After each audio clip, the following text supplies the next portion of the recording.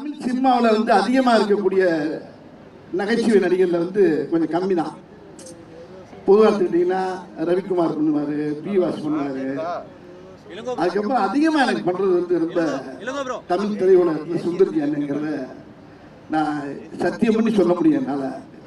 என்ன காரணம்னா என்னுடைய பர்ஸ் அவர் கண்டிப்பாக தெரியும். அவர் எதை போட்டால் எதை போடலாம் அப்படிங்கிறத அவரு கண்டுபிடிச்சி வச்சுருப்பாரு. இப்படி இந்த ஒவ்வொரு படத்தில் ஒவ்வொரு காட்சியும் ஒவ்வொரு சீனும் பார்த்தீங்கன்னா ரொம்ப ரொம்ப ரசித்து ரசித்து ரசித்து பண்ணியிருக்கான்.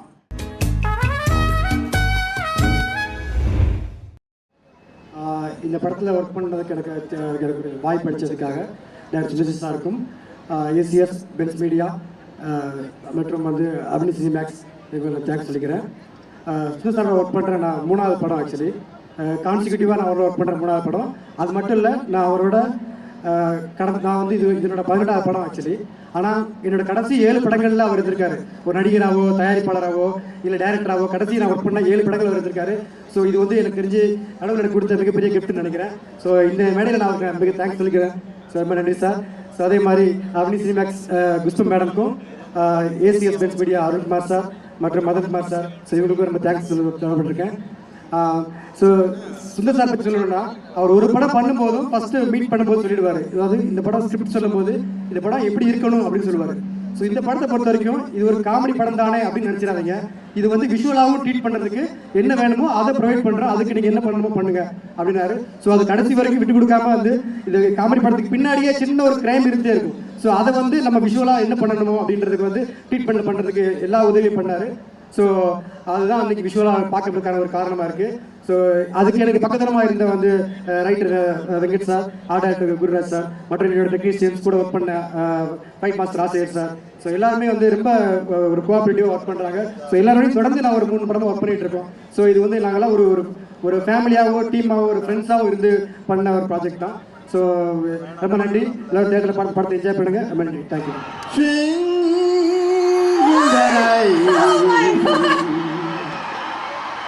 I am swinging in the rain.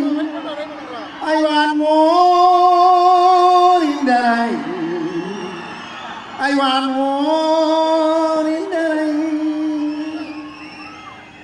என்னடா சாமியாலே என்ன புரிஞ்சு என்ன பண்ணிருக்கீங்க?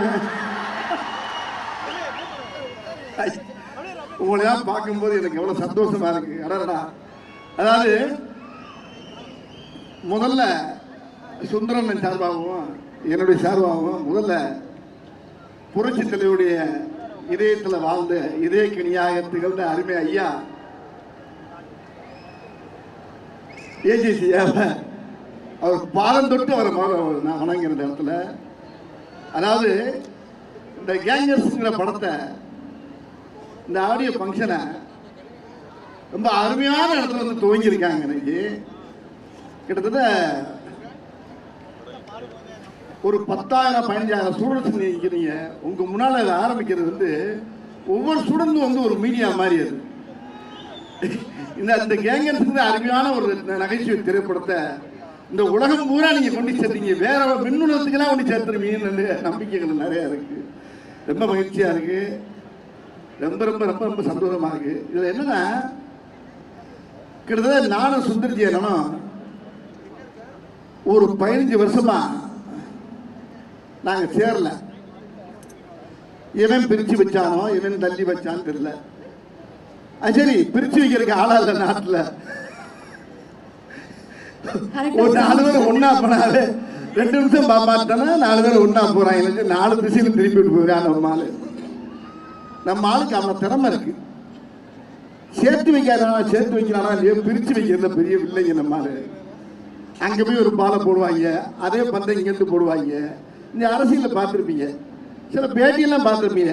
ஏன்னாங்க உங்களை பற்றி எப்படி கேட்குறாங்களே, உங்கள் அபிப்பிராயம் என்ன, அது எப்படி கேட்கறது, கேட்கும்போது எப்படி பார்த்துருப்பீங்க, பேட்டியில் பார்த்துருப்பீங்க. சார் நீங்கள் வந்து ரொம்ப வர வர உங்களுக்கு திமிரு அதிகமாகி போச்சாம்ல அப்படின்னு அவர் சொல்கிறாரு. அதை பற்றி உங்கள் கருத்து என்ன? சின்ன பிள்ளையில போட்டு விடுறது அதுக்கு பேர் இப்போ வேற. அப்படியா சொன்னாங்க? அவன் பெரிய யோக்கியனாவே பார்த்தான செருப்பை கொண்டு அடிப்பேன்னு சொல்லிடுறாங்க. நேரம் இங்கே வருவாங்க, ஏமா உங்களை பார்த்தா செருப்பை கொண்டு அடிக்கிறேன்றாரு. அதை பற்றி உங்கள் அபிப்பிராயம் என்ன? அப்படியா சொன்னா இப்படியே பேசி பேசி பேசி பார்த்தீங்கன்னா மீடியாவில் பூரா பயங்கரமா ஏறும். எது அது மாதிரி உலகத்தில் வந்து பிரித்து வைக்கிறதுக்கு ரொம்ப சாதாரண விஷயம் இல்லை. அந்த மாதிரி இடையில ஏகப்பட்ட நாட்கள் நாங்கள் பிரிஞ்சது வந்து 15 ஆண்டுகளுக்கு பிரிஞ்சது வந்து எங்களுக்கு வந்து பெருசாக தெரியல. ஆனால் நேற்று பண்ண படம் மாதிரியே இருக்குது. நாங்கள் 2 பேரும் சேர்ந்து பண்ண படம், ஒரு வின்னர் படத்தில் சேர்ந்த மாதிரி இந்த படத்தை சேர்ந்து ஒரு மிகப்பெரிய அருமையான ஒரு படத்தை கொடுத்துருக்கின்றத என்னால் சத்தியமாக சொல்ல முடியும்னு நினைக்கிறேன். அது சுந்தர்ஜி அண்ணனோட சேரும்போது அது அருமையான ஒரு காம்பவுண்டு. அவர் கூட இருக்க டெக்னீஷியன்ஸ் கூடாமே அருமையான ஆட்கள். ஒவ்வொருத்தரும் பார்த்தீங்கன்னா ஒரு புத்திசாலி, ஒரு கேமராமேனாக இருக்கட்டும், அவர் கூட இருக்க அசிஸ்டண்ட் வெங்கடு, மனோ, பத்ரி, இந்த மாதிரி கேமராமேன் வந்து நம்ம கிச்சா, இப்படி எல்லாருடைய உழைப்பும் பார்த்தீங்கன்னா டீம் ஒர்க் வந்து இவர்கிட்ட தான் நான் நிறைய பார்த்துருக்கேன்.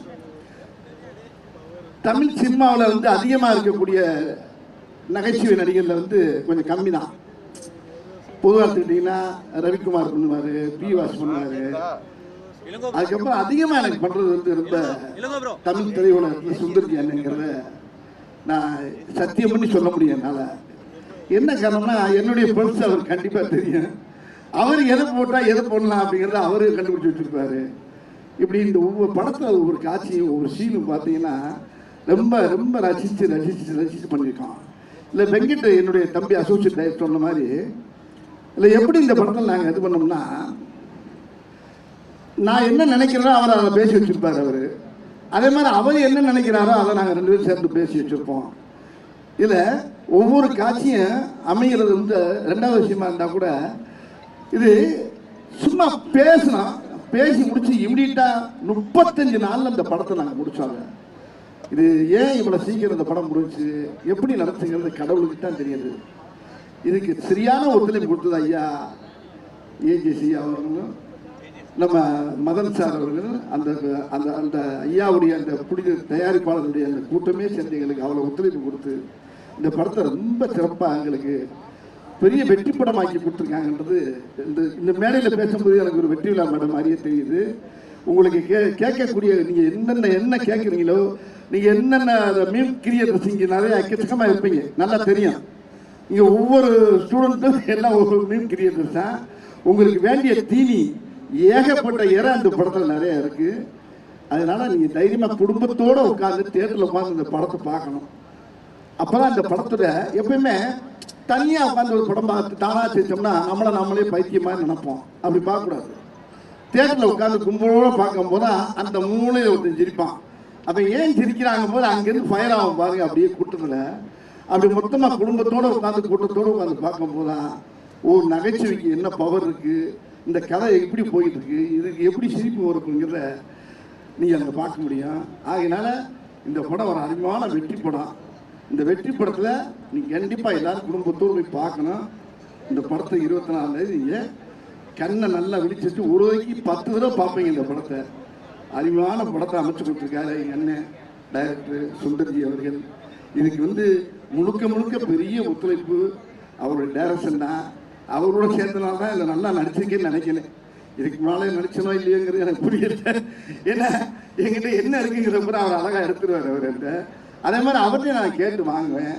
அது மாதிரி இசையும் நல்லா வந்திருக்கு இந்த படத்தில். ஆமாம்.